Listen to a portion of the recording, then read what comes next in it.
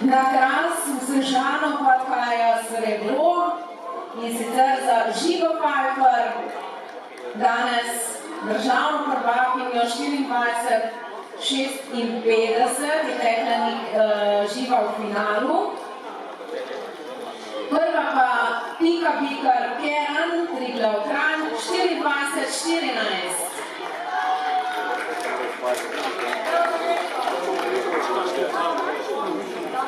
To so torej tri najhitrejše.